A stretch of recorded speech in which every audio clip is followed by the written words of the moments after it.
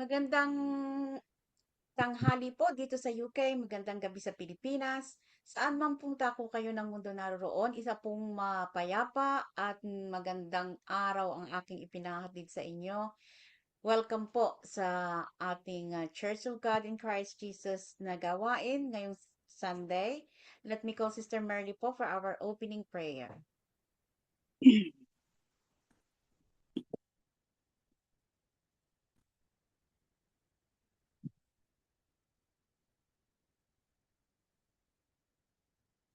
Diyos Ama sa langit, pinupuri ka namin, Panginoon.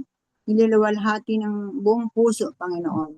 Maraming salamat po, Panginoon. At binigyan niyo naman po kami ng pagkakataon na magkasama-sama tuwing araw ng linggo, Panginoon. Maraming salamat po, Panginoon.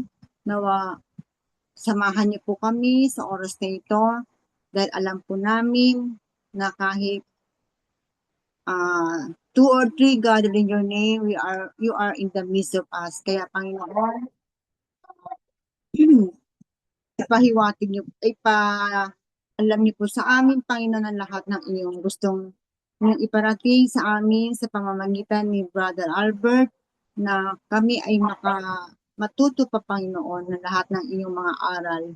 At ito po ay aming maging sandigan sa araw-araw ng aming pamumuhay.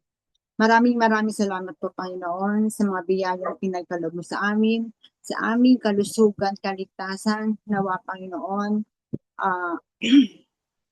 Lagi niyo po kaming gabayan sa lahat ng oras at lalo-lalo na po ang mga may pinagdadaanan sa buhay, Panginoon. Nawa, Panginoon, sila po ay magkaroon ng tiwala sa inyo na hindi niyo sila pababayaan, Panginoon. Maraming salamat po, Panginoon. Nawa ang bawat isa sa amin, ang lahat ng mag-share sa inyo, Panginoon, ay tunay na manggagaling sa kanilang saloobin, Panginoon. Maraming salamat po, Panginoon. At sana po, Panginoon, ay kayo po ang manguna sa amin sa lahat ng aming gawain. Salamat po, Panginoon. Salamat. Nawa, Panginoon, kayo po maghari sa aming puso't isipan. In Jesus' name, Amen.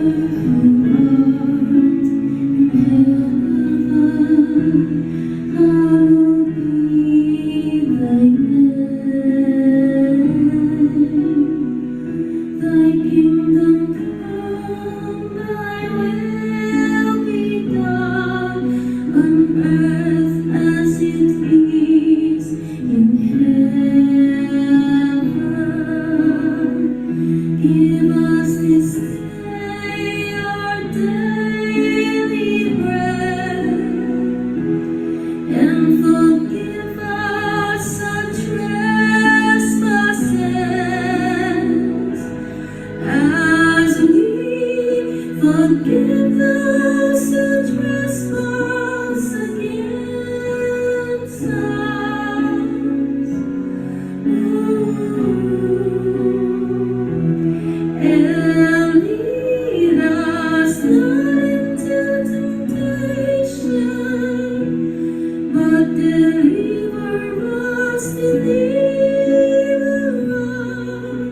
from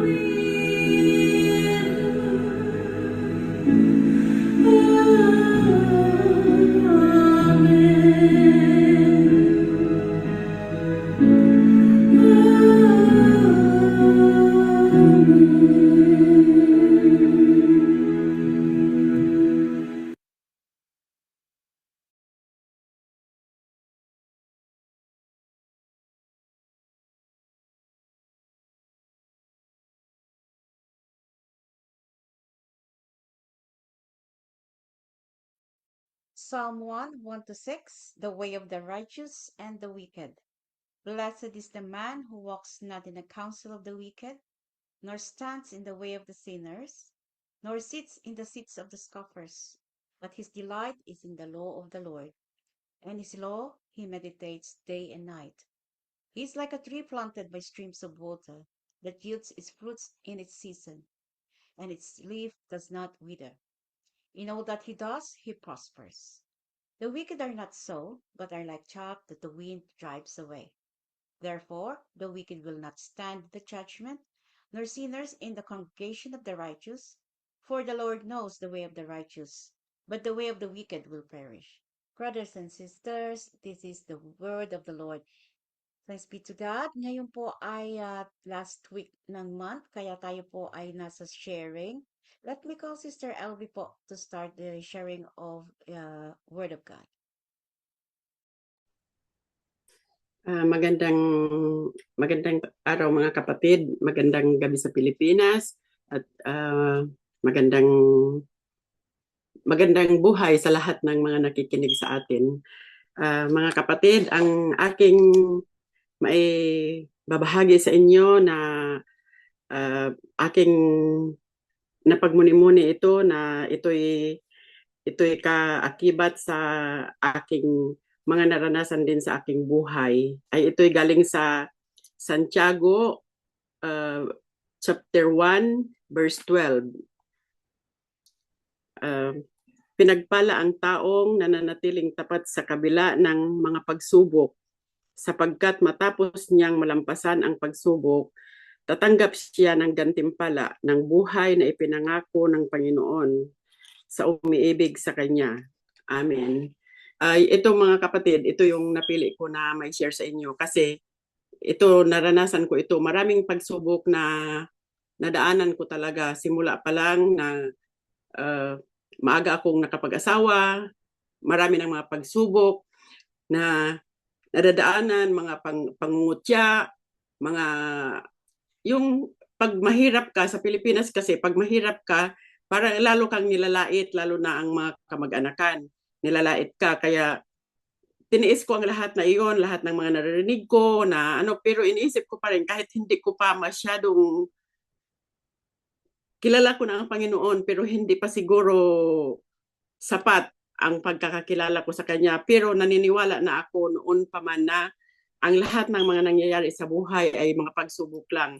Maraming dumaan sa akin, mayroong mga tukso na hiwalayan mo yung asawa mo, sumama ka sa akin, iwan mo yung mga anak mo, sabing ganon. O kaya dalhin mo yung mga anak mo, sumama ka sa akin. Alam ko yun, ang lahat ng yun ay pagsubok sa akin ng Panginoon kung hanggang saan ang tatag ng buhay ko o paniniwala ko sa Kanya. Pero nananatili talaga akong matatag. Kahit na gaano kahirap ang buhay, halos hindi naman kami nakaranas rin siguro kami ng yung sobrang hirap din kasi noon pa makakakain din naman kami ng lugaw na pero hindi naman kami naging isang kahig isang tuka din dahil nagsisikap talaga kaming mag-asawa na mapakain yung mga anak namin hanggang sa dumating yung panahon na naisipan kong mag-abroad dahil iniisip ko noon na lumalaki na yung mga anak ko, wala akong maibigay na kinabukasan sa kanila. Sa hirap ng mga dinaanan ko bago ako nag-abroad, alam ko ang lahat ng iyon ay pagsubok. Kaya naging matatag pa rin ako hanggang sa nag-abroad ako ng ilang taon. Mga hirap ng buhay, mga kung ano-anong mga dumating na mga pagsubok sa buhay, talagang nalampasan ko dahil naniniwala talaga ako na may Panginoon, may Diyos na nakaagapay. Hanggang sa awa ng Diyos nga, nakarating ako dito sa London. Kahit nang nakarating na ako dito, may pagsubok pa din. Ito yung pagsubok na naman na yung dahil sa anak ko, yung nalulunga sa droga, hanggang sa nakulong siya. Tapos yung apo ko, yun nga, nangyari na nabuntis.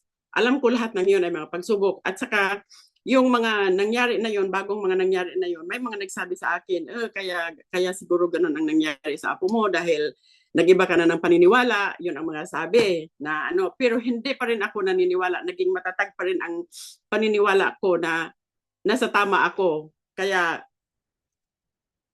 hanggang ngayon, maraming salamat talaga sa Panginoon dahil alam ko na lagi siyang nandyan. Tuwing tumatawag ako, alam ko na sinasagot niya yung mga panalangin ko. At awa ng Diyos naman ngayon, alam ko na medyo nalalampasan ko na ang lahat ng mga pagsubok na yan. Pero naging matatag pa rin ako. Alam kong mananatili ako sa Kanya talaga.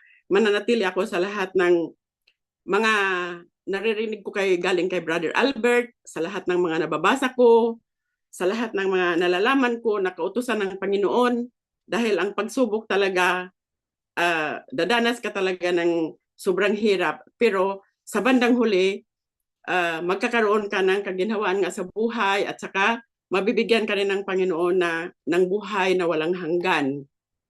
Amen. Yun lang mga kapatid ang maiano ko. Maraming salamat.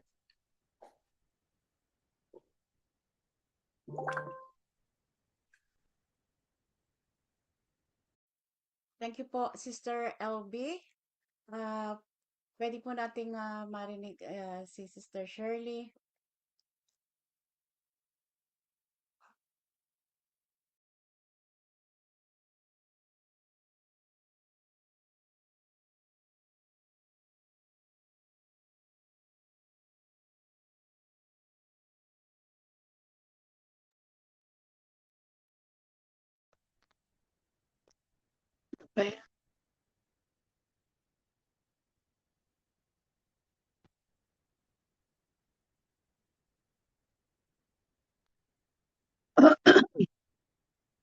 Papuri at parangal pasasalamat ang aking binabalik sa Diyos. Magandang gabi po sa inyong lahat at magandang araw at nawa ang lahat ng ating ginagawa sa harap ng ating Panginoon ay mapasa ating lahat. Ang akin pong ibabahagi ngayong hapong ito o sa araw na ito ay galing po sa Romans 5 chapter 1 to 5. Yamang napawalang sala na tayo dahil sa pananalig sa ating Panginoong Jesucristo. Sa pamamagitan niya ay meron tayong kapanatagan sa harapan ng Diyos. Sa pamamagitan nga niya, tinamasa natin ang kagandang loob ng Diyos at lubos tayong nagagalak sa ating pag-asa na makasama ang kanyang kalwalhatian. Bukod dito, magalak tayo sa ating mga pagbabata sapagkat alam natin ito'y nagbubunga ng pagtitiyaga at pagtitiyaga ay nagbubunga ng katatagan. Ang katatagan ay nag-aasa ng pag-asa.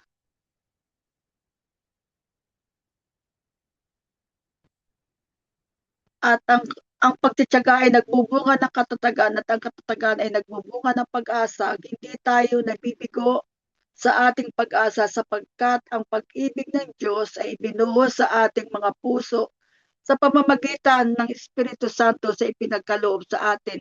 Sa aking pong takbo ng buhay, higit sa lahat ako ay nakipag-isa kay Kristo. Ang aking pong natanggap sa aking buhay, alam kong patuloy pa rin ako nagkakasala. Ito po ang ipinagkaloob sa akin ng ating Panginoon. Sa aking pagkikipag-isa ay napatunayan ko na sa harapan ng Diyos ay napapasa akin ang kagandahan ng kanyang kalooban. Nagagalak ako sa pag-asa, sa pakikisama at sa pakikipag-isa sa ating Diyos at ang kanyang kalwalhatian ay napapasa akin. Ang lahat ay nagbubunga ng pagtitiyaga at nagkakaroon ng pag-asa. Ibinuhos ng Diyos ang aking pag-asa at ang pag-ibig ng Diyos ay kasama sa banal at ang banal na Espiritu. Takbo po ng aking buhay, ito po yung aking nararanasan. Kahit ano pang mga trial and persecution na natatanggap ko, parang baliwala lang sa akin dahil patuloy akong nakikipag-isa sa ating Diyos. Ano pa nga, ang lahat ng kagandahang ito ay lalo akong nagkakaroon ng katatagan at ang kalwalhatian ng ating Panginoon ay napapasa akin. Ang lahat ng ito ng aking pagtitiyaga ay nagkakaroon sa akin ng magandang pag-asa dahil ako po ay ang lahat ay aking pinasa sa Diyos. Alam kong ito'y pagsubok sa akin pero sa aking kapanahunan ngayon ay marami na ang mga pagsubok na natatanggap ko, pero ito'y aking natatanggap ng buong puso at ang lahat na ito'y hinaharap ko sa katotohanan. Ito po ay aking napapatunayan sa mga sandaling ito sa mga nakaraang araw. Ano man ang pagsubok, ang aking mga natatanggap, ang pag-ibig ng Diyos ay nasa sa akin dahil alam ko na kung ano ang iyong itinanim ay yun din ang iyong aanihin, dahil sa bandang huli ay nagkakaroon din sila ng pag-asa na magkaroon ng magandang pakikipag-isa sa ating ginagawa. Kaya mga kapatid, ako po ay ang lahat ng ito ay mga pagsubok at katatagan sa aking ginagawa ay ipinakikita ng ating banal na espiritu na tayo tunay na naglilingkod sa ating Panginoon. Kaya magpakatatag sa pamamagitan ng lahat ng ibinubuhos ng ating Panginoon ay ating tanggapin, at kung anuman ang mga pagkakamali ay ating tanggapin at ituwid ito sa pamamagitan ng ating pag-aaral ng ating gawain ito. Marami pong salamat.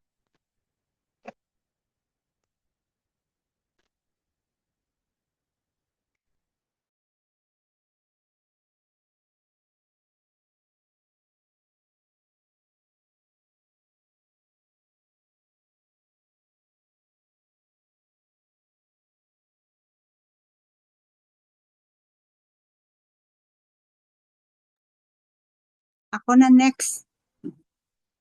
Magandang araw po sa inyo, mga kapatiran. Sa lahat po ng bumubuo ng Christ of God and Christ Jesus. Magandang gabi din po dito sa Pilipinas. At magandang buhay sa inyong lahat. Ang aking pong ipabahagi ay mula sa kay Marcos 1:40 to 45. Lumapit sa kanya ang isang ketongin at nakiusap sa kanya, "Kung gusto mo, mapalilinis mo ako." Nahabag si Jesus sa kanya. Iniunat ang kanyang kamay. Hinipo siya at sinabi, "Gusto ko, luminis ka." Nang oras ding iyon, iniwan ng lalaki ang kanyang ketong at luminis siya.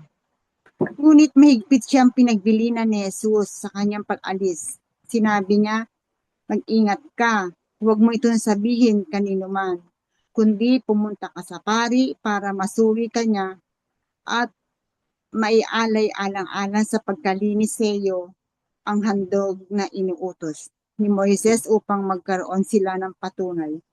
Ngunit pagkaalis ng tao, sinimulan niyang ipahayag ito kahit saan ipinamalita ang pangyayaring ito. Dahil dito, hindi na lantarang makapasok sa bayan si Jesus, kundi nanatili siya sa labas sa mga ilang na lugar. Ngunit may dumarating pa rin sa kanya na kung saan-saan galing. Ayaw natin sa diktador. Ayaw nating dinidiktahan tayo ng ating kapwa at sinasabihang gawin mo ito o gawin mo iyan. Mas natutuwa tayo kapag tayo ang nagpapasya. Mas malaya tayo kapag sinasabihang ikaw na ang bahala. Ganoon ang ginawa ng ketongin. Kahit alam niyang makapangyarihan at mahabagin si Jesus, ay nakiusap pa rin siya. "Kung ibig po ninyo'y mapagagaling niyo ako." At tinugon nga ni Jesus, "Ibig ko na gumaling ka." Ang ligaya ng ketungin ng kanyang naramdaman. Pinagaling siya ni Jesus at ngayon ay malaya na siyang makikihalubilo sa mga tao. Hindi na siya iiwas at hindi na rin siya iiwasan. Tanggap na siya ng lipunan. Tunay na magalang ang ketongin. Hindi niya sinabi kay Jesus, "Pagalingin mo ako." Punong-puno ng pagsasaalang-alang ang kanyang pananalita. Alam niyang kung hindi gusto ni Jesus ay hindi matutupad ang kanyang kahilingan. Ipinagkatiwala niya ang lahat sa Panginoon. Nawari bang magsasabi kay Jesus, ng kayo na po ang bahala. Sa kanyang paggalang at kababaan loob ay natamo niya ang minimithing kagalingan sa taglay niyang sakit. Sa ating pananalangin ay magandang magtaglay tayo ng ganoon sa loobin. Sabihin din natin kay Jesus, kung ibig ninyo ay gagaling ang aking sakit. Kung gusto ninyo ay matutuloy ako sa abroad. Kung kalooban ninyo ay makakapasa ako sa mga examination. Kung ipahihintulot ninyo ay mananalo ako sa halalan. Palaging naroon ang pagtitiwalang kapag ang ating hinihingi ay para sa ating ikagagaling o ikabubuti ng ating kapwa. Tiyak na ito ay ipagkakaloob ni Jesus. Kung talagang ibig ng Panginoon ay matutupad ang ating inaasahan. Kung loloobin ng Diyos, kahit ang mukhang imposible ay mangyayari. Kung nais ng Diyos ay makakamit ang lahat nating mithiin sa buhay, makapangyarihan ng Diyos. Siya ay mapagbigay. Siya ay mapagmahal. Sa Kanya tayo magtiwala. At kung talagang para sa atin, ipagkakaloob yun sa atin ng Panginoon. Magtiwala lamang tayo. Palagi lang natin sasabihin sa Kanya, kayo na po ang bahala sa amin. Ang lahat po ng ito ay inilalaan ko na sa inyo, Panginoon. Amen.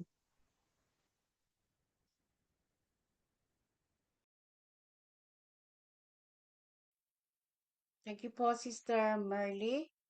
Ngayon naman po ay ako ay meron po akong i-share sa inyo na ah, is pong, isa pong napakagandang at sabi ko nga po ay magandang achievement ito sa aking pananampalataya. February 9, nakareceive po ako ng message sa aking anak, si John sa Pilipinas. Alam niyo naman po na siya ay nasa Pilipinas. Ang sabi po niya sa akin ay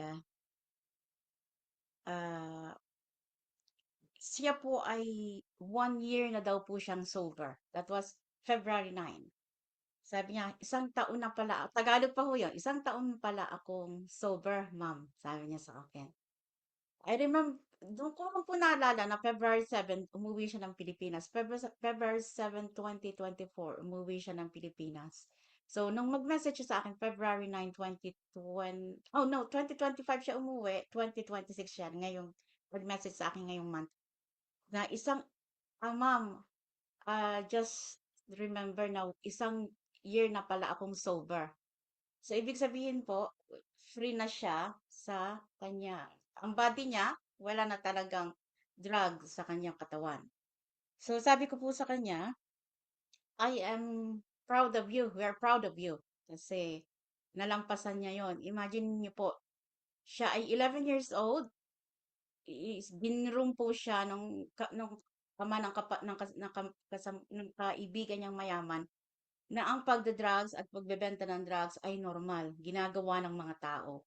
As in, siyempre yung bata po, pag sinimulan mo siya ng ganon, nasa isip niya ganon. So it was 11 years. Hindi po kami nagduda kasi napakabait naman pong bata ito.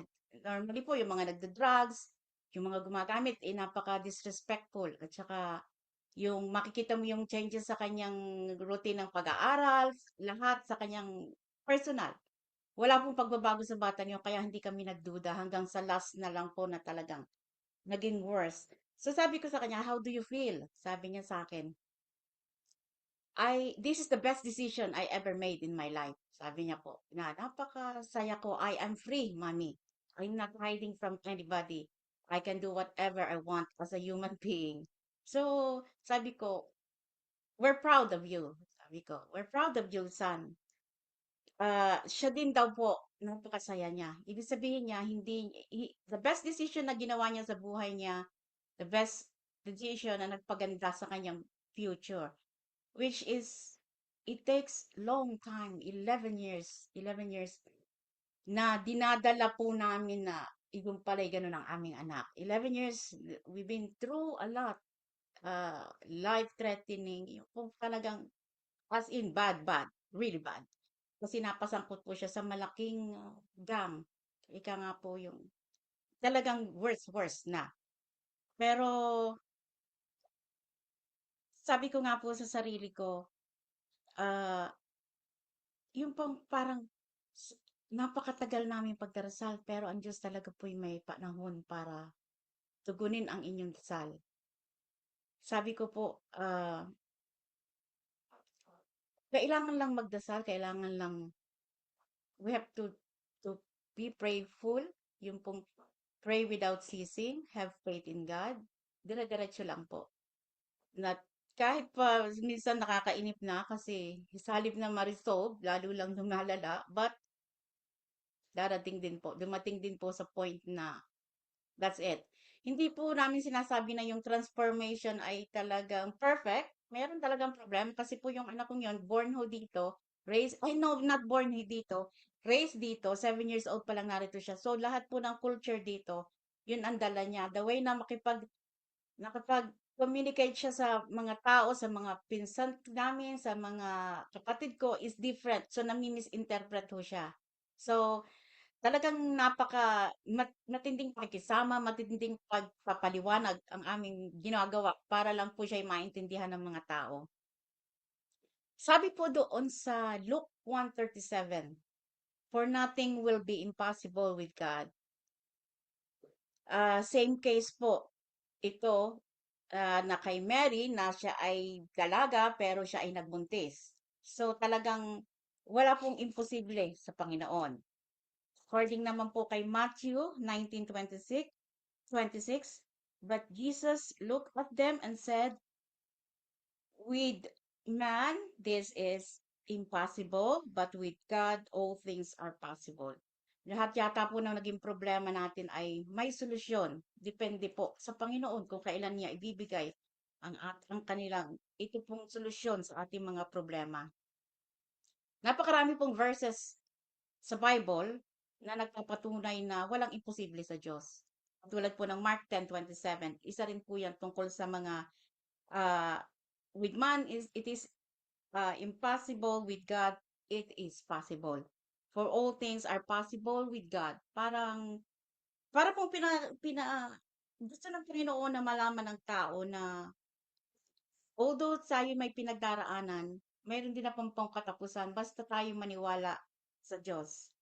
Kailangan po nating magdasal, magpasalamat sa lahat ng meron tayo. It doesn't matter po kung ito'y maganda, ito'y blessing, ito'y pagsubok, ito'y achievement sa buhay. Ito'y lahat ay galing sa Panginoon. Pagsubok at pagtitiwala lang po sa mataas na pananampalataya. Kasi po yung pagsubok, ginagawa po niya, tayo po tinuturuan ng Diyos na manalig sa Kanya na siya ang ating maging hope sa ating buhay. Doon po sa mga pagsubok na yon, tumataas po ang ating pananampalataya. Ah, yung faith sa Panginoon, yun po ang nagiging dahilan para tayo ay magkaroon ng magandang buhay, tayo magkaroon ng magandang yung future natin, yung mga landas natin ay maituwid. At ang gusto lang po ng Diyos, tayo makinig sa Kanya, sundin ang Kanyang mga utos, lalo pa yung mga 10 Commandments, yung ating mga golden commandments, love your God with all your heart, with all your soul, and also love your neighbor. Yun po ang dalawang golden commandments na gusto ng Panginoon na ating tuparin. Sa Matthew 17:20 po, He said to them, because of your little faith, for truly I say to you, if you have faith like a grain of mustard seed, you will say to this mountain, move from here to there, and it will move, and nothing will be impossible for you. Doon po sa mga taong sa kasalukuyan ay nasa ah, parang sitwasyon ng aking anak, sitwasyon po namin.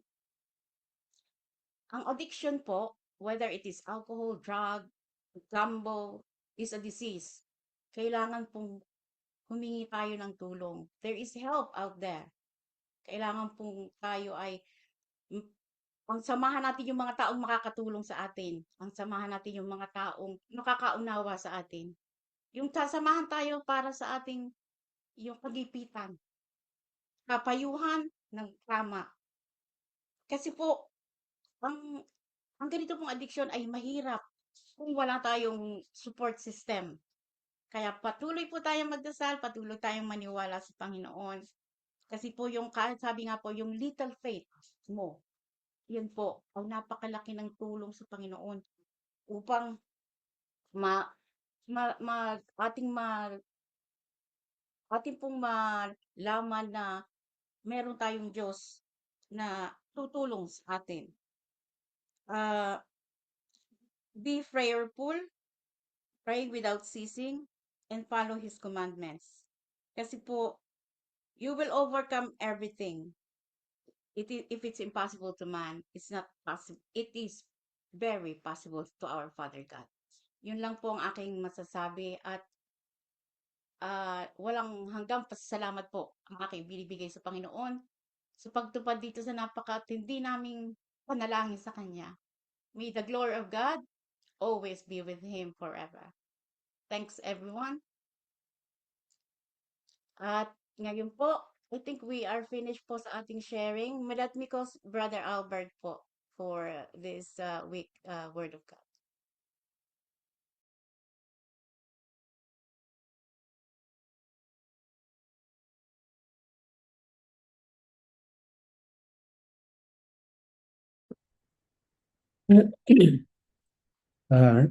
Magandang araw po mga minamahal na magulang at kapatid. Magandang hapon diyan magandang gabi diyan sa Pilipinas at magandang hapon naman dito sa ating mga kapatid sa UK. At sa lahat ng maaaring makarinig ng ating munting pag-aaral na ito, magandang araw po at nawa po ang pagpapala ng Diyos ang siya maghari sa bawat isa sa atin. Napakinggan po natin yung mga sharing. Ewan ko kung meron akong namiss, palagay ko may namiss ako rito. Ang kay Sister Shirley, na binasa yung Roman chapter 5 from verse 1 to 5. Basahin po natin. Roman chapter 5 from verse 1 to 5. And sabi po rito, therefore, since we have been justified through faith, we have peace with God through our Lord Jesus Christ. Saan po tayo na-justified? Through our faith. Tayo po ay na-justified bunga ng ating pananampalataya dahil sa ginawang pagliligtas ng ating Panginoong Jesucristo. Kasi alam po ninyo, tayo nung panahong nasa kadiliman ng ating buhay at kasalanan, ang turing ng Diyos sa atin ay patay. Kumbaga man tayo'y buhay, tayo'y patay. Kaya kailangan buhayin muna tayo ng Panginoon Jesucristo at yun ang justification ng Panginoon. Yung tayo ay muling buhayin. Kasi tayo ay patay. Basahin natin sa aklat ng Ephesians chapter 2 from verse 1 and the following. Ang sabi po rito ay ganito. Actually, yung title po nitong mga verses na ito nakalagay dito, Made Alive in Christ. Ayan. As for you, you were dead in your transgression and sin. So pagka pala tayo nagkakasala, ang sabi ng banal na kasulatan, tayo ay patay. Siguro maganda sa Tagalog. Ayan, patay. Verse 2, in which you used to live when you followed the ways of this world and of the ruler of the kingdom of the air, the spirit who is now at work and those who are disobedient. So noong tayo ay nasa kadiliman, siyempre sinusunod natin ay yung batas ng kadiliman. Kaya tayo, ang turing ng Diyos sa atin ay patay. Hindi physical na patay ito, my dear brothers and sisters. We are spiritually dead sa paningin ng Diyos. Yan. At sa verse 3, all of us also live among them at one time. Ay tayo naman lahat ganun talaga nung unang buhay natin. Gratifying the craving of our flesh and following its desire and thought. So yung kahinaan ng ating laman, yan ang ating sinusunod. Kaya kung gusto nating magdroga, magdodroga tayo kasi nandiyan ang weakness ng ating flesh o ng ating laman. Gusto nating magsugal, yan ang ating sinusunod sapagkat nandiyan ang kahinaan ng ating laman. Ang lahat naman ng bagay na ating kahinaan, alam ng Diyos. Alam ng Diyos ang lahat ng ating kahinaan kasi si Kristo nagkatawan tao. Lahat ng kahinaan na mayroon tayo, alam ng Panginoon yun Alam ng Panginoon yun. Kaya kahit hindi natin ipaliwanag sa Kanya yung ating katayuan, naintindihan ng Diyos yun. Basahin nga natin sa aklat ng Hebrew chapter 4 verse 15. For we do not have a high priest who is unable to sympathize with our weakness. Nakalagay dito, who is unable to sympathize with our weaknesses pala. But we have one who has been tempted in every way, just as we are, yet did not sin. Sa madaling salita, yung lahat ng ating mga kahinaan ng flesh ay naranasan ng ating Panginoon Jesucristo kasi siya nga nagkatawang tao. Pero kung bagaman siya ay nasa katawang tao at siya itinukso sa lahat ng uri ng paraan, hindi naman siya nagkasala. Ayan. Ngayon, kailangan natin talaga ang Panginoon. Balik nga tayo ulit doon sa nabasa kong Ephesians chapter 2 verse 3 na yata tayo. All of us live among them at one time, gratifying the craving of our flesh and following its desire and thought. So, ang nasusunod yung ating gusto ng ating laman. Like the rest, we were by nature deserving wrath. So, dahil nga tayo ay nasa kadiliman, ay tayo raw nasa ilalim ng galit ng Diyos. Galit ang Diyos kasi pagka gumagawa ng kasalanan, galit. Pero sa verse 4, ito yung hope. Ayan, no? Ito, nung tayo nasa kadiliman, patay tayo, ito ang ginawa ng Diyos sa atin. But because of His great love for us, God who is rich in mercy. Kaya nga sabi ni Sister Merly yata yun, mahabagin nga yun, rich in mercy ang Diyos But because of His great love for us, God who is rich in mercy, ayan, dahil tayo'y patay, dahil sa Kanyang awa, sa Kanyang habag, sa Kanyang matinding pag-ibig sa bawat isa sa atin, ang sabi rito sa verse 5, made us alive with Christ, even when we were dead in transgression. So binuhay tayo, muli tayong binuhay ng Diyos mula sa kamatayan habang tayo'y nakasubasub sa kasalanan, hindi natin kayang iligtas yung ating sarili Dahil walang-wala ang Diyos sa ating buhay Pero dahil sa Kanyang matinding pag-ibig at siya ay mayaman sa habag, si Kristo ang nagpapako sa krus para tayo muling mabuhay. Kaya yung ginawang iyon ng ating Panginoon Jesucristo, we are saved by grace. Grasya yon. Hindi natin pinagtarbahuhan yung kaligtasan. We are saved by grace kasi nakalublob tayo sa kasalanan noong nakakaraan. ay dapat tayo ipako sa krus. Ang ginawa kasi ang kabayaran ng kasalanan, kamatayan eh. Ay ngayon, sa halip na tayo mamatay, siya ang nagpapako sa krus.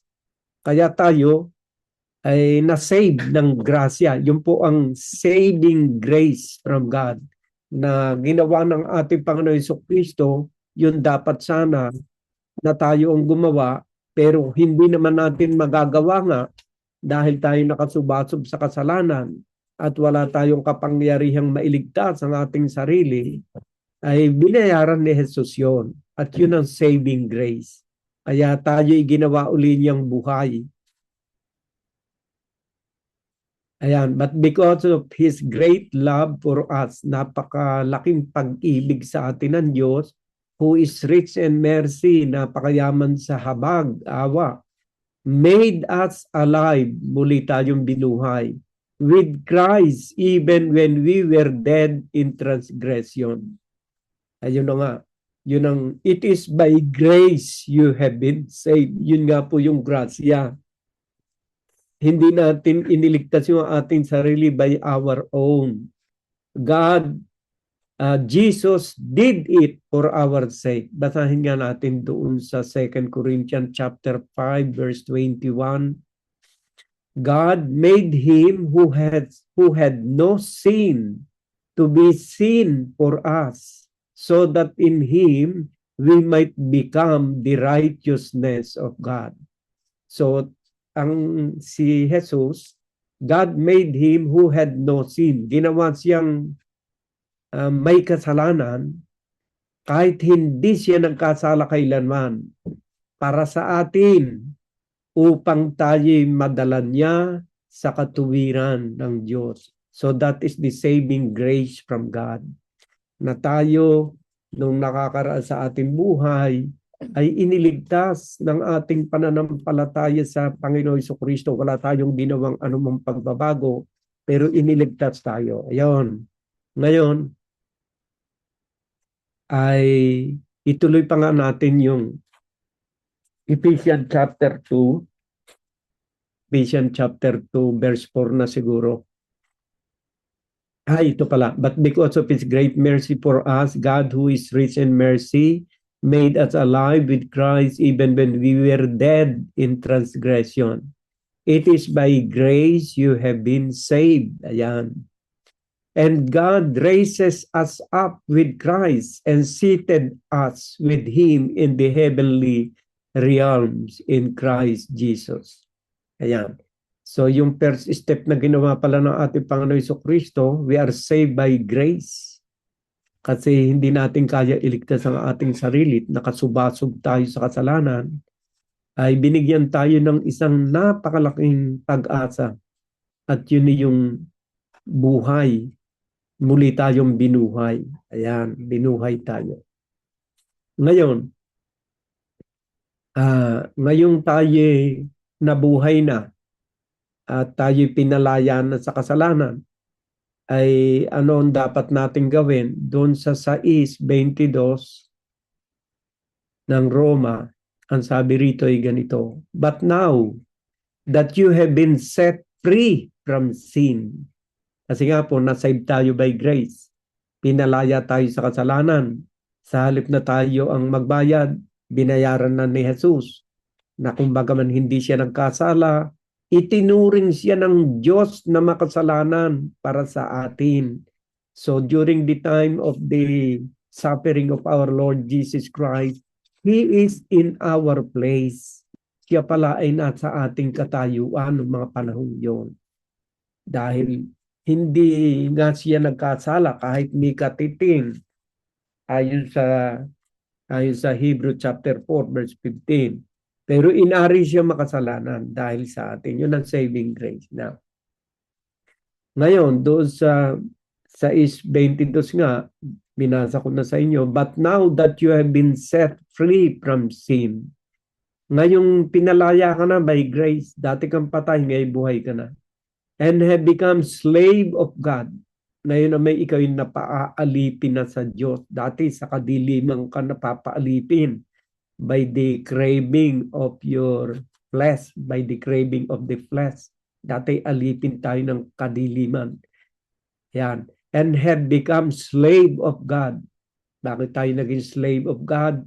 Kasi nga tayo ay iniligtas na ng Panginoon Jesucristo at ngayon ay tinuturuan na tayo ng kanyang mga aral. Sabi nga ni Sister Meryl kanina, kuminsan ayaw natin na tayo ay tawag dito, inuutusan. Ayaw natin na tayo inuutusan. Ay yung mga salita ng Diyos ang marami doon ni utos. Kaya nga 10 utos ng Diyos. Utos Kaya marami sa atin ayaw ng uutusan. Ayan. Ayan, ang sabi rito, and have become slave of God. So para maging slave tayo ng Panginoon o alipin ng Diyos, dapat kung ano sinasabi ng Diyos, yun lamang ang ating gagawain. Pag hindi niya sinabi at hindi niya iniutos, huwag nating gagawain. Yung mga iniuutos niya ang ating gagawain. Yun. At sa paggawa natin ng mga bagay na kanya pinag-uutos, tayo ngayon ay nagiging alipin ng Diyos. Hindi na tayo alipin ng ating laman na ginagamit na kasangkapan ng dyablo para sundin ang ating sariling kagustuhan. Being a slave of God is not living with our own self. Hindi na tayo nabubuhay sa ating sarili. Kasi kung tayo nabubuhay pa rin sa ating sarili, hindi tayo alipin ni Kristo. Saan ba yung nakalagay? Ayan. Si San Pablo, ganun na naganap I have been crucified with Christ, and I no longer live, but Christ lives in me. Yan ang pagiging slave The life I now live in the body, I live by faith in the Son of God who loved me and gave Himself for me. So, kung ikaw ay alipin ng Diyos, ay yung iyo daw sabi si St. Paul, ganyan, I have been crucified with Christ. I no longer live, but Christ lived in me. So, being a slave of God, ay si Kristo na dapat na mamuhay sa ating pagkatao. The life I now live in the body, I live by faith in the Son of God. Yan ang mga patangian ng pagiging slave of God, who loved me and gave Himself for me. So, ano ba yung aking binasa? Balikan nga natin uli yung palayo yata ako sa Romans chapter 5 from verse 1 to 5. Therefore, since we have been justified through faith, yun ang nga pinaliwanag ko sa inyo, Ephesians chapter 2 from verse 1 to 5, na tayo ay dating nasa kasalanan, by grace we have been saved by God. Ayan, pagkatapos tayo ay na-justified na rito, we have peace with God through our Lord Jesus Christ. Meron na tayo ngayong kapayapaan. Dati kasi ang buhay natin magulo. Pero nung pumasok na ang Panginoon sa ating buhay, binili na niya yung ating kaligtasan. That is the first step of salvation. Tayo ngayon ay lumalakad na sa ating Panginoon Jesucristo. Alipin na tayo ng Panginoon. Sa halip na tayo ay sumamba sa Diyos-Diyusan, tayo ay sinasamba na natin ang Espiritu at katotohanan. Sa halip na tayo nagdadasal ng paulit-ulit, ang ginagawa na nating panalangin ay yung paglalagak ng ating mga kabalisahan. Kagaya ng Philippians chapter 4 verse 6 na ilagak natin yung ating mga kabalisahan sa Diyos. Ayan. At sa verse 2, through whom we have gained access by faith into this grace in which we now stand. And we boast in the hope of the glory of God. Ayan, no? Ay pinagmamalaki na niya yung kanyang pag-asa of the glory of God. Not only so, but we also glory in our suffering. Kasi kailangan talaga ay dadaan talaga naman tayo sa mga suffering eh. Pag sumusunod ka sa kalooban ng Diyos, may suffering. Pag ikaw naman sumunod ka sa mga hilig ng iyong laman, may suffering. Pag humilig ka sa hilig ng iyong laman, may suffering, kagaya nung nagdroga. May mga suffering after that. Pero pag ikay sumunod sa Diyos, meron din suffering. Kung minsan itinatakwil ka ng tao dahil naiba yung iyong pananampalataya sa Diyos, dahil dati ikaw ay sumasamba sa mga imahin, ay hindi ka na ngayon sumasamba, itinatakwil ka naman. So there is suffering sa magkabi-kabila. Ay iba lang yung suffering na nagsasuffer ka dahil sa paggawa ng mabuti. Iba po yun. Kaysa suffering na kaya ka nagsasuffer ay dahil sa ating mga kasalanan. Ay sumusobra ka sa asukal kaya ikaw ay nagka-diabetes. May suffering.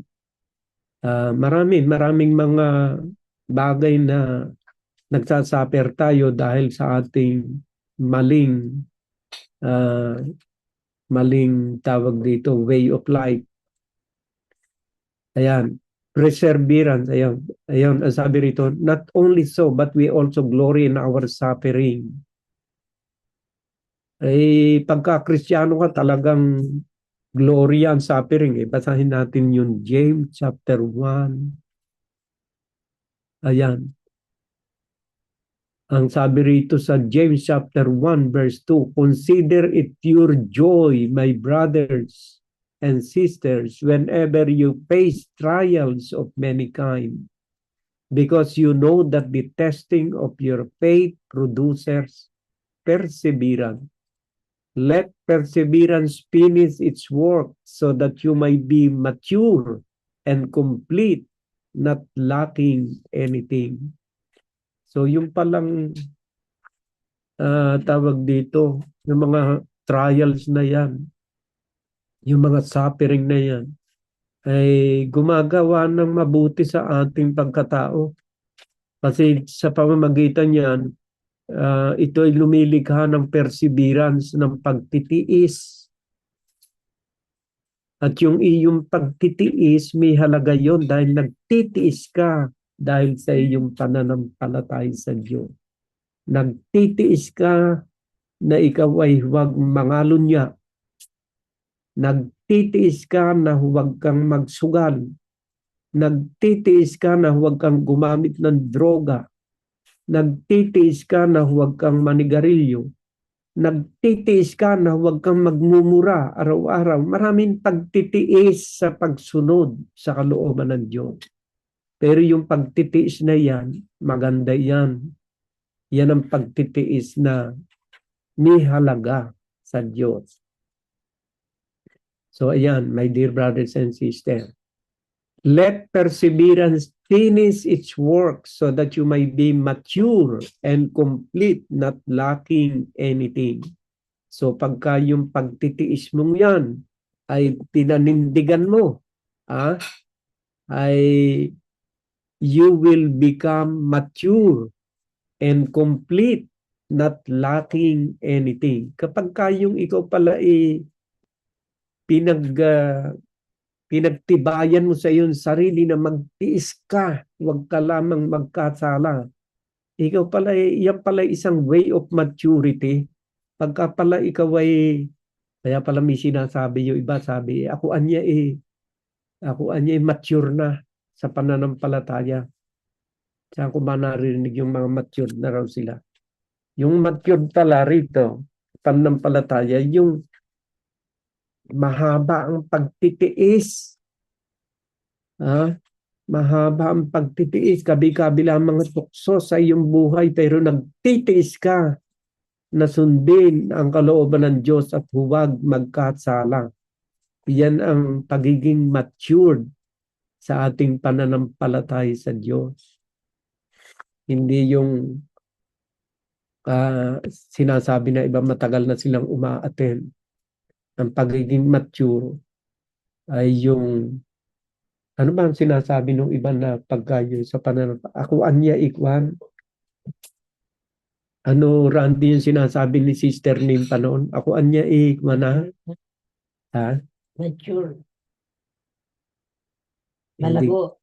Malago na raw sa pananampalataya pala. Malago yun. Yun ang pagiging mature. Malago.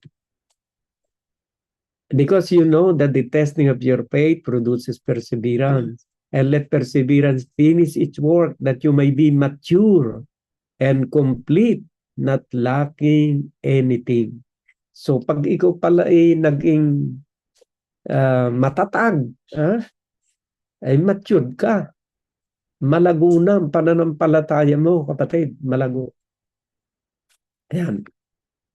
Balik nga ulit tayo roon sa kay Sister Shirley sa ayan. And perseverance, character, and character, hope. Ito pala yung mga virtue ng isang Kristiyano.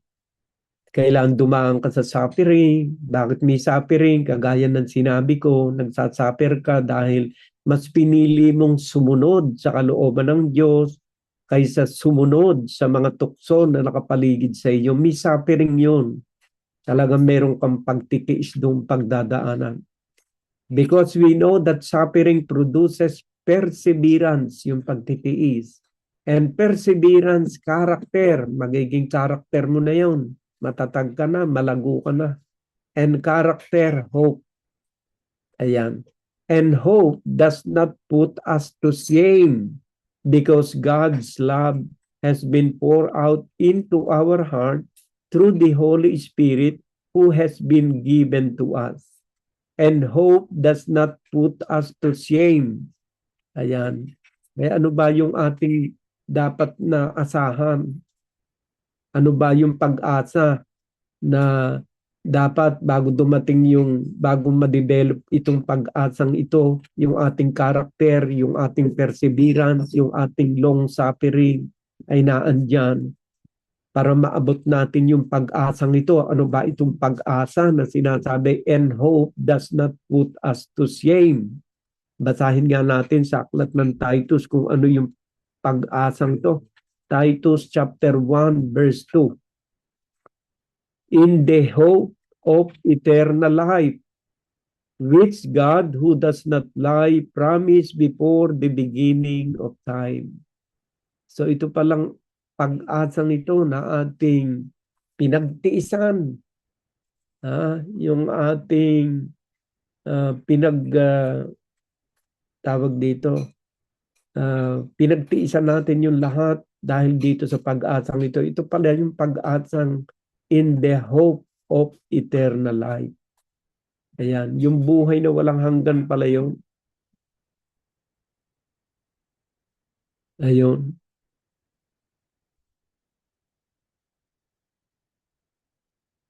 Dito sa Titus chapter 3 verse 7, so that having been justified by His grace, we might become heirs, having the hope of eternal life. So yung palang life eternal, yun ang talagang pag-asa na ating hinihintay. So balik ulit tayo sa, yung pala Roman chapter 5 verse 5 na yata. Hanggang 5 yata yung kay Sister Shirley. And hope does not put us to shame because God's love has been poured out into our heart through the Holy Spirit who has been given to us. So alam na natin yan. Na yung pagtitiis, mahalaga yan. Anong klaseng pagtitiis? Pagtitiis na huwag gumawa ng masama. Nagtitiis ka dahil ang sinusunod mo, ang choice mo, dahil ikay alipin ng Diyos, ang choice mo, yun sundin ang kanyang kagustuhan. Huwag kang magnanakaw, huwag kang makikiapid, igalang mo ang iyong ama't ina, layuan mo ang lahat ng forma ng masama. Abay, ikaw ay may pagtitiis doon. May pagtitiis ka. Kagaya ko rin, marami akong pagtitiis nung ako ay nasa labas pang naglilingkod. Maraming mga paratang sa akin kasi minimislead ko raw ang tao. tinuturuan ko raw ng mali ang tao, minimislead ko. Maraming pagtitiis, my dear brothers and sisters. Pero tinatawanan ko lang yon dahil alam ko naman na nagtuturo doon sa mga tigapakinig ko ay ang Diyos at hindi ako, sapagkat binabasa ko lang ang kanyang salita. So my dear brothers and sisters, magandang balita sa atin na binasa ni Sister Shirley. Meron tayong pag-asa at ang pag-asang yan ay buhay na walang hanggan, na yan ay ipinakita na ng Diyos sa atin. Kahit noon tayo'y makasalanan pa, tayo'y patay, binuhay niya. At yan po ay nagbigay si St. Paul ng conclusion dito sa verse 8. Romans chapter 5 verse 8. But God demonstrate His own love for us in this: while we were still sinners, Christ died for us. So doon sa mga taong sa kasalukuyan na ipatay pa, dinidemonstrate o ipinakikita ng Diyos ang kanyang pag-ibig sa atin. Na kahit ikaw ay nakasubasog ngayon sa kasalanan, ikaw ay mamamatay tao, lasinggero, sugaron, babaero, anuman ang katayuan mo sa iyong buhay, tandaan natin ito: God demonstrate His own love for us. While we were still sinners, Christ died for us. May pag-asa kayo, may pag-asa tayo, na kumbaga man tayo patay sa kasalanan, alalahanin natin si Kristo namatay in our place. 2,000 years ago, napakarami ng nailigtas na kaluluwa ang minsang kamatayan ni Jesus. Kaya hanggang sa kasalukuyan, yung mga taong nasa kadiliman na magbabalik loob sa Diyos, makakasama sa grasya ng Diyos ng pagliligtas na ginawa ng ating Panginoong Jesucristo 2,000 years ago. Kaya kung aanyayahan natin ang ating mga kaibigan, yung ating mga kakilala, yung ating mga pamilya na lumapit at sumampalataya sa Diyos, kahit na 2,000 years ago na namatay ang ating Panginoong Jesucristo, ang kapangyarihan ng krus ni Jesus at kanyang paghihirap ay hindi nagbabago sa bawat panahon. Handang magligtas ng mga kaluluwa kung manunumbalik sa Kanya. So, siguro tama na yun. At dito sa kay Sister, ano ba ito? Kay Sister Levi, yung kanyang patutuo kung kay John, ay tama naman yun, totoo yun, kasi yung panalangin very powerful, my dear brothers and sisters. Binasa nga niya rito yung aklat ng Luke chapter 1 verse 37. Talaga namang walang, ayan, for no word from God will ever fail. Ayan. Walang salita ng Diyos na hindi magaganap. Ang sinabi ng Diyos, may kapangyarihan yon sapagkat ang nagsalita ay ang Diyos. Kung ating gugunitain kung paano yan nilikha at inanyuan ang buong sanlibutan, ay sa pamamagitan ng kanyang salita. Ay gasino na lamang ang ating mga problema sa ating buhay at ang mga pinagdadaanan nating kahirapan sa kapangyarihan ng salita ng Diyos. Kaya sinabi rito, for no word from God will ever fail. Hindi tayo mabibigo pagka yung mga salita ng Diyos ang ating pinanghawakan. Ngayon, basahin pa rin natin doon sa aklat ng Mateo 19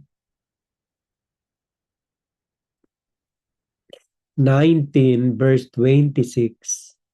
Jesus looked at them and said, with man, this is impossible, but with God, all things are possible. Lahat ng bagay ay posible sa Diyos. Ito po ay nakalagay doon sa Mateo 19:26. Pagdating po sa ang pinag-uusapan ay yung pagsunod sa kalooban ng Diyos, everything is possible with God. Pagdating po sa kalooban ng Diyos, ang ating sinusunod, everything is possible with God. Basahin natin pa ang another supporting verses. John chapter 3 verse 23. Ito po sinasabi. At 22. Pag meron kang hinihiling sa panalangin. Verse 21. Dear friend, if our heart do not condemn us, we have confidence before God and receive from Him anything we ask, because we keep His commandments and do what pleases Him. Ano raw yung kumpiyansa natin na tatanggapin natin yung ating mga hinihiling sa Diyos? By keeping His command and doing what pleases Him. Kung ating ginaganap ang kanyang mga kautusan at ang mga ginagawa natin nakalulugod sa kanyang banal na paningin, ay meron tayong confidence na tatanggapin natin yung ating mga hinihiling sa kanya. Ang requirements, keep His commandment. Ganapin natin yung kanyang mga iniuutot. Ang gawain natin yung nakalulugod sa kanya, hindi yung nakasusuklam sa kanya. Kasi pag nakasusuklam, masama po yung palatandaan. Pagka yung nakasusuklam, hindi po dapat yung nakakasuklam ang kwan. Ang ating gagawin. Pagka yung nakakasuklam, ay hindi maganda yun.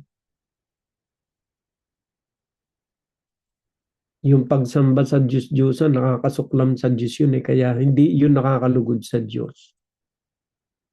Kaya dapat nating tatandaan, my dear brothers and sisters, iwasan natin yung mga bagay na nakakasuklam na ating ginagawa. Saan ba yun?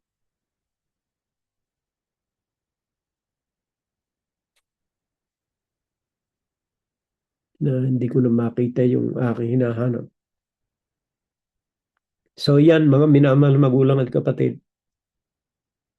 Kailangan yung ating ginagawa ay ayon sa kanyang kalooban. At palagay ko naman kaya tayo na-answer prayer, ginagawa natin yung mga bagay na gusto ng Diyos. Gusto ba ng Diyos na i-preach natin ang kanyang mga banal na salita para manampalataya ang tao at maligtas? Gusto yun ng Diyos. Gusto ba ng Diyos na wag nating siraan yung ating mga kapatid? Gusto ng Diyos yun. Di yun ang gagawin natin. Gusto ba ng Diyos na hindi tayo magdodroga? Gusto ng Diyos yun. Basta yung lahat ng mga bagay na nakalulugod sa Kanya ay ating gawain.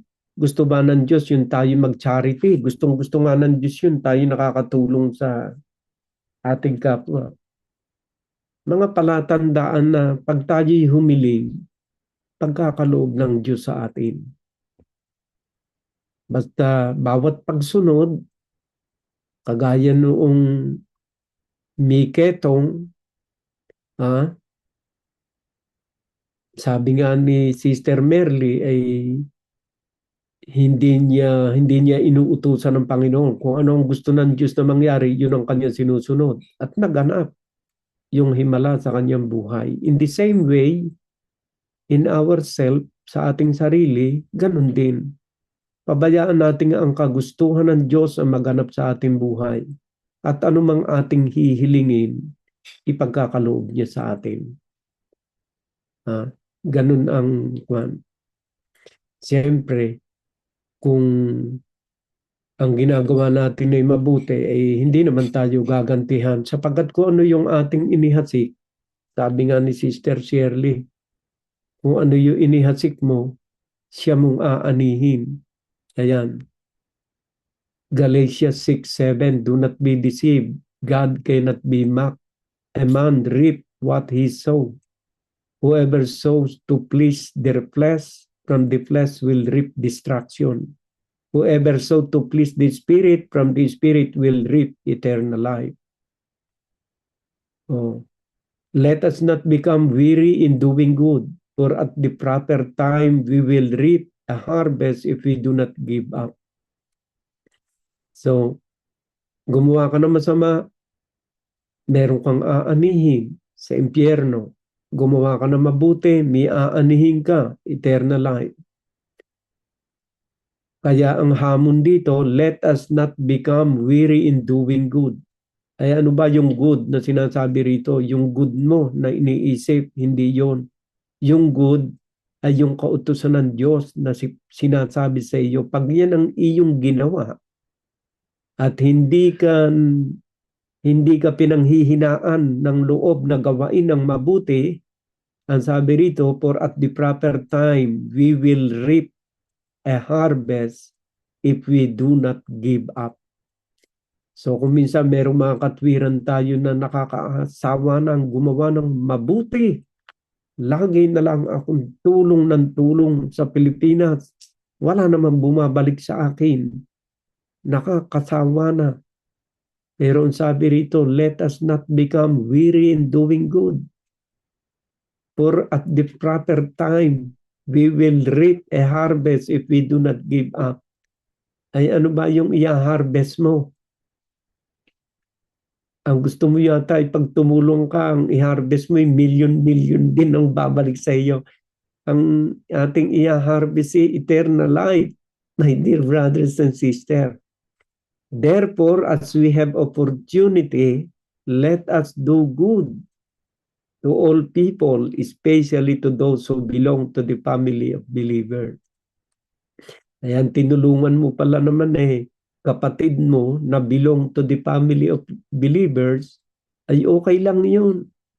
Huwag kang panghinaan ng loob.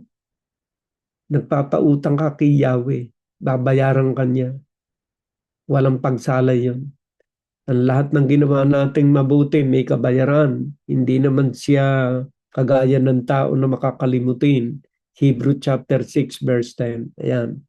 God is not unjust. He will not forget your work and the love you have shown Him as you have helped His people and continue to help them. Ano ba yung His people? Ay di nasa loob ng iglesia ng Diyos. Ay tinutulungan mo. You have helped His people and continue to help them. Kaya huwag tayong manghihinawa sa paggawa ng mabuti. Ayan, Galatians chapter 6 verse 10. Therefore, as we have opportunity, let us do good. Pag merong pagkakataon, gumawa tayo ng mabuti. Kasi yung pagkakataon nawawala. Pag matanda ka na, hindi mo na magawa yung dating ginagawa mo. Kaya habang ikaw ay may lakas, makakagawa pa ka pa, gumawa ka ng gumawa. Pag matanda ka na, hindi ka na naman aasahan ng Diyos Dahil wala ka naman magagawa Kaya habang may magagawa, gumawa ka na ng gumawa ng mabuti. Sa paggawa ng mabuti, meron namang harvest time. At the end, during the judgment day, umanda ka, meron kang aanihin. At ang mga aanihin mo ay nakasulat sa Book of Life. Hindi mami-miss. Kaya nga sabi sa Hebrew chapter 6 verse 10, ang Diyos ay hindi makatarungan na lilimutin ang lahat na iyong gawa. Ay paano malilimot ng Diyos yun? Ay merong Book of Life na nakarecord ang lahat ng ating ginagawa rito sa lupa. At lahat na ginagawa natin sa lupa, whether ito'y masama at mabuti, on the record. Kaya hindi tayo maaaring makapagsinungaling doon. Sa panahong yun, wala nang palakasan. Wala nang mga padrino roon. Dito sa lupa, may mga padrino pa. Kaya kahit na nagnakaw ng bilyon-bilyong pera sa gobyerno, hindi mabilanggo dahil malakas ang kapit doon sa mga nasa sa pamahalaan gawa ng kanilang pera.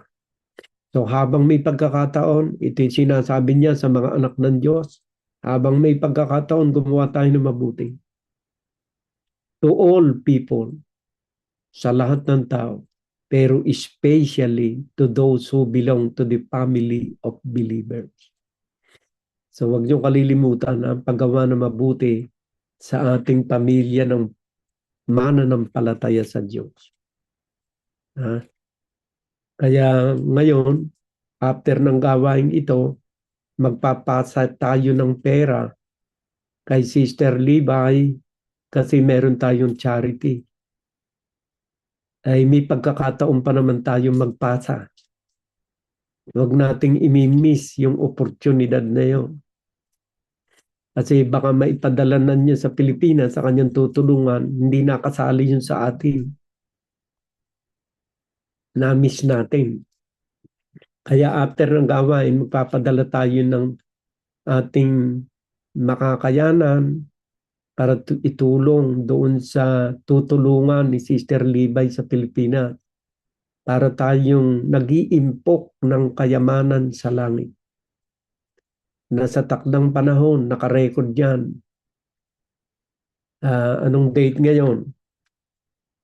22, February 22. Pag na-miss mo ang pagpapadala, nakasulat yun sa Book of Life, na-miss mo na magpadala ka. Kaya wag nating, pag may opportunity ganito, samantalahin ka agad natin. Tumulong ka agad tayo. Lalo na pagka padadalhan mo niya yung mga may sakit. Ay sa Pilipinas kasi napakabigat pagka nagkasakit.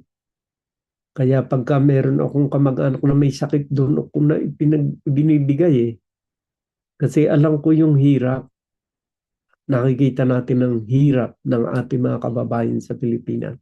At yung mga maliliit na bagay na ipinamimigay nating mga pagkain, napakalaking bagay yun sa Diyos. Na ginagawa natin yun dahil sa ating pananampalataya sa Diyos. Sinasabi natin itong mga bagay na ito hindi upang magmalaki sa kahit na sino na maaring nakakarinig nito. Ito ay sinasabi namin dahil ang ikinagagalak namin, nakasusunod kami sa kalooban ng Diyos na makatulong sa aming kapwa. So my dear brothers and sisters, hindi ko na matalakay pa yung iba ninyong binanggit kasi baka hanggang hapon na tayo, hindi tayo makatapos ng ating gawain. Salamat sa Diyos at pinagkalooban ninyo ang ating Panginoon ng kaunting panahon upang madama ng bawat isa sa atin ang kanyang pagmamahal, ang kanyang awa, ang kanyang pagliligtas sa bawat isa sa atin. Manatili tayo sa kanyang mga banal na salita, isabuhay natin ito araw-araw, kahit na tayo ay nasa sa pagitan ng maaring ikagalit ng mga tao nakapaligid sa atin, ang mahalaga sa atin ay ang sundin ang kanyang kalooban.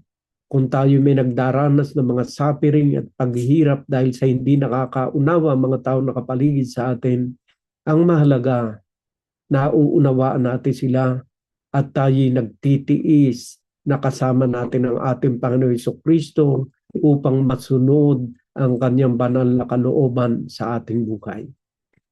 Mga minamahal magulang at kapatid, dalangin ko sa Diyos na sa araw na ito at sa mga darating na araw sa ating buhay, patuloy tayong patnubayan ng kanyang banal na Espiritu at ang manaig at ang maghari sa atin ay ang Espiritu ng ating Panginoon Jesucristo upang tayo i-adjust sa lahat ng uri ng mga tukso ng masama na nakapaligid sa atin at mabuhay tayo hindi na para sa ating sarili kundi para kay Kristo Jesus na ating Panginoon.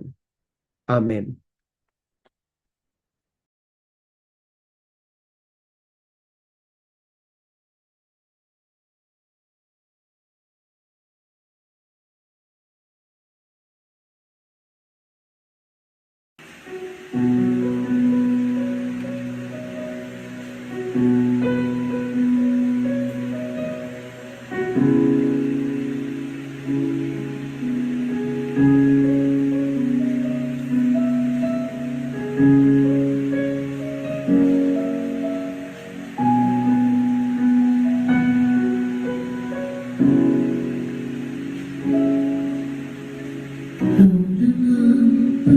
pag-asa ko, tanging ikaw ang buhay ko, Jesus.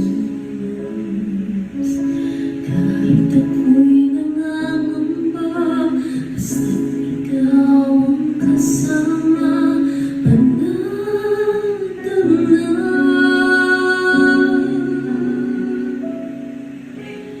Kulang ang sasambahin, paligid man ay magdilim, Jesus. Kahit may suliranin man, ang lagi kang awitan, ikaw lamang. Kahit kailan di ka nagkulang, biyaya mo sa'kin laging naan.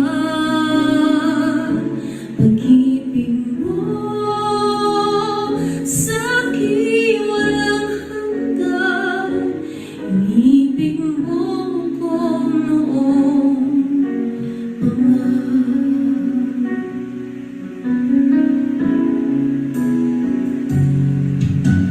Kaya't ika'y sasambahin, paligid mo ay magdilim, Jesus.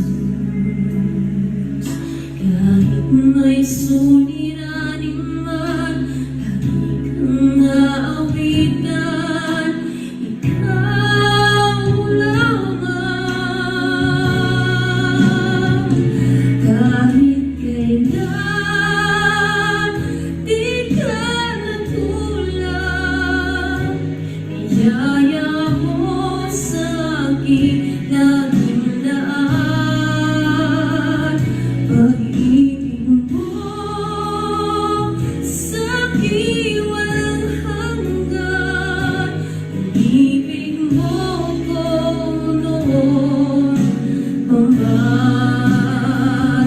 Kahit kailan di ka nagkulang, biyaya mo sa'kin laging daan.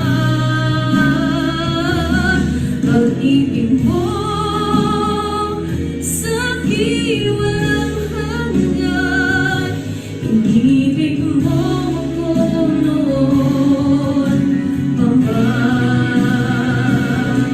Pag-ibig di nakatapat sa langit ko, pag-ibig mo kahit ako ay ganito, walang katapusan ang pagmamahal mo.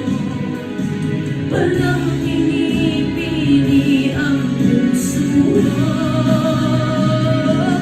Kahit kailan di ka nagkulang, biyaya mo sa'kin laging daan. Pag-ibig mo sa'kin walang hanggan, inibig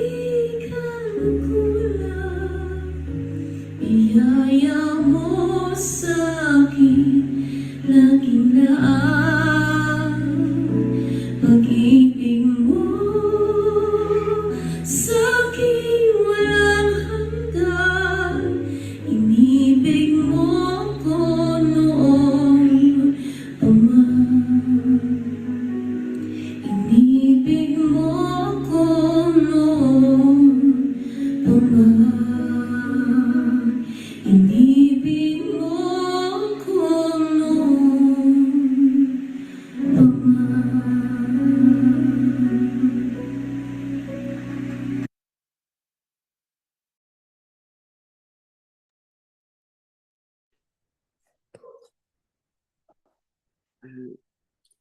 Maraming salamat po sa ating mga napakinggan na paliwanag ni Brother Albert. Naway magrima sa ating mga puso lahat ang kanyang inihatid na magagandang balita na sa banal na mga salita ng Panginoon. Ngayon ay tayo ay magko-closing prayer na mga kapatid.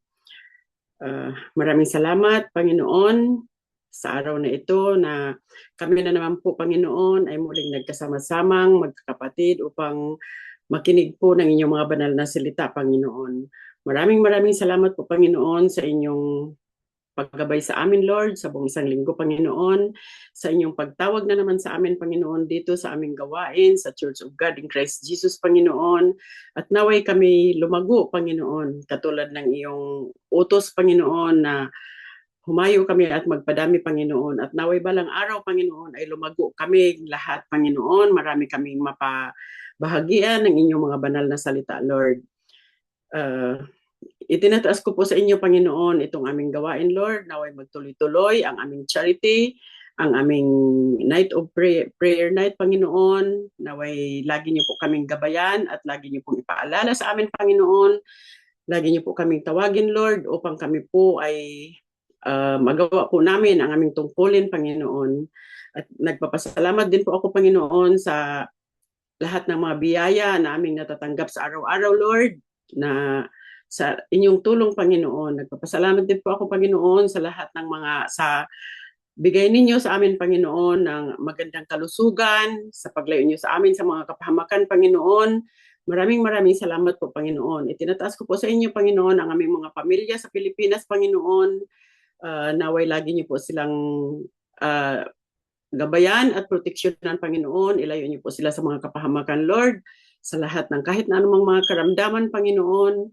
Naway lagi niyo po silang wag niyo po silang iwanan Panginoon, naway yakapin niyo po silang lahat Panginoon, at isang araw Panginoon ay lahat po ang aming mga pamilya ay mahikayat namin Panginoon, mapabago namin ang kanilang mga kaisipan upang sumunod sa inyo Lord. At itinataas ko rin po sa inyo Panginoon ang aming bansang Pilipinas Lord, naway magtuloy-tuloy po Panginoon ang pagbabago ng aming bansang Pilipinas Panginoon, naway gabayan niyo po ang aming Pangulo Panginoon sa pagsisikap niya na mabago ang takbo ng buhay, ng pamumuhay ng aming mga kababayan Panginoon. At itinataas ko rin po sa inyo Panginoon ang lahat ng mga nasalanta ngayon ng kalamidad Panginoon, naway maging maayos lang silang lahat Panginoon, at hindi po sana sila mawalan ng pag-asa na maniniwala sa inyo Panginoon. Ganon din po Lord. Itinataas ko po sa inyo Panginoon ang lahat ng aking mga kapatiran, na naway lahat po kami Panginoon, na lagi niyo po kaming gabayan at proteksyonan Panginoon upang maipagpatuloy po namin Panginoon ang aming mga trabaho Panginoon, at lahat po Panginoon ng aming mga amo, ng aming mga pinagtatrabahuan Lord ay naway maging maayos Panginoon ang kanilang pamumuhay Lord, upang kami po Panginoon ay maisama po Panginoon sa mga biyaya na kanilang natatanggap Lord, at kami po ay makakatanggap din po Panginoon ng biyaya, at magtuloy-tuloy po ang aming trabaho Panginoon upang kami po ay makatulong sa aming mga kapwa Panginoon. Maraming salamat po Panginoon sa inyong kabutihan sa amin Lord. Alam po namin Panginoon ang lahat ng mga pagsubok na aming nararanasan Panginoon ay may kapalit Panginoon. Basta alam po namin Panginoon ay mananampalataya kami ng tapat sa inyo Lord. Hindi po kami hihiwalay sa inyo Panginoon. Kami po ay naniniwala sa inyo Panginoon na kayo po ang kataas-taasan Panginoon, na kayo po ang makakagawa ng kahit na anong mga hihilingin namin Panginoon. Kayo lang po ang makakapagbigay Panginoon.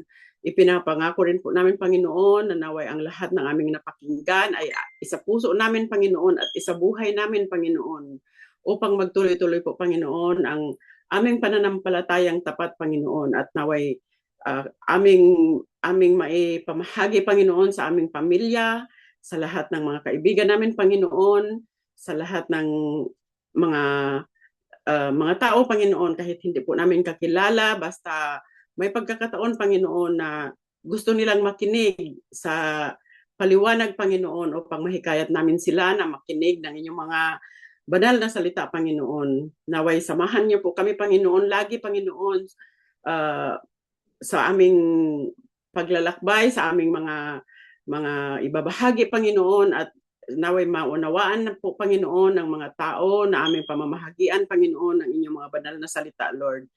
Maraming salamat po, Lord, sa lahat ng mga biyaya na aming natatanggap, Panginoon. Maraming salamat din po, Lord, sa inyong tugon sa aming mga panalangin, Panginoon, na matupad lahat, Panginoon, ang pinapangarap namin sa buhay, Panginoon, at naway maging maayos lahat, Panginoon, ang kalagayan ng aming mga pamilya, Panginoon. Maraming salamat po, Lord, sa inyong kabutihan sa amin, Panginoon, sa inyong walang sawang pagmamahal, Panginoon. Maraming salamat po sa ngalan ng Ama, sa Diyos, sa ngalan ng Ama, sa Anak, at Espiritu Santo. Amen.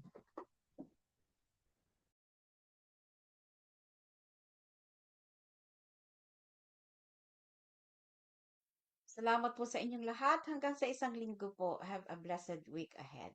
God bless us all.